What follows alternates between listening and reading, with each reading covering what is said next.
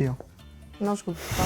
Pour moi, la confiance, c'est essentiel pour que la relation entre donc, moi-même et ma tutrice soit sur de bonnes bases et me permette de me mettre dans les meilleures conditions pour apprendre. C'est des élèves qui sont en formation, qui ne connaissent pas le métier. C'est important que nous, on enseigne et qu'on soit pédagogue pour leur vie professionnelle.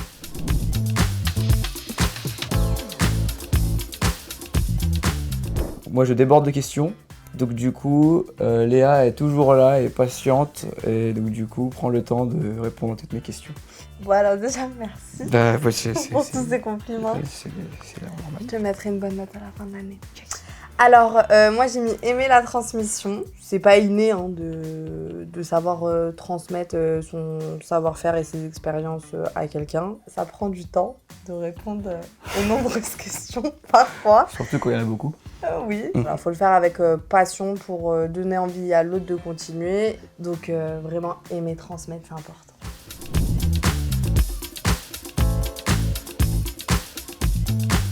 Moi, j'ai mis curieux.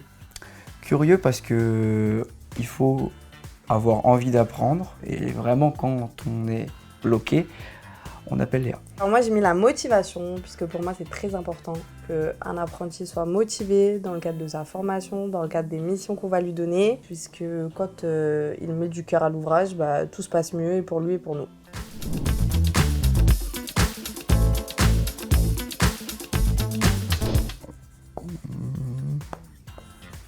Moi, je dirais qu'on est plutôt complices, dans le sens où, bon, après, ça se travaille, mais avec le temps, on a installé une relation de confiance, et puis, comme on aime bien rigoler, en fait, ça se passe bien, mais on travaille, on fait pas que rigoler.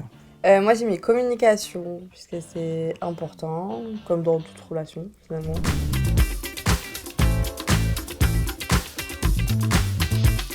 Qu'est-ce qui me motive, mon chouchou ?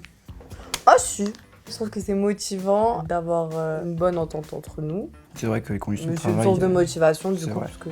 Tout en apprenant, je tiens à le dire, parce que, voilà. Oui, quand même.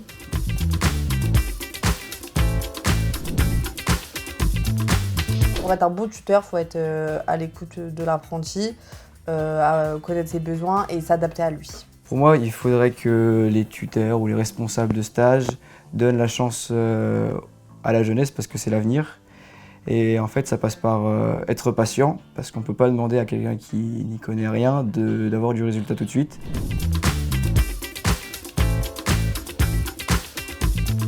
C'est très important de donner le meilleur de soi-même et vous réussirez des grandes choses. Allez, Bon, c'est comment ça ? bien joué!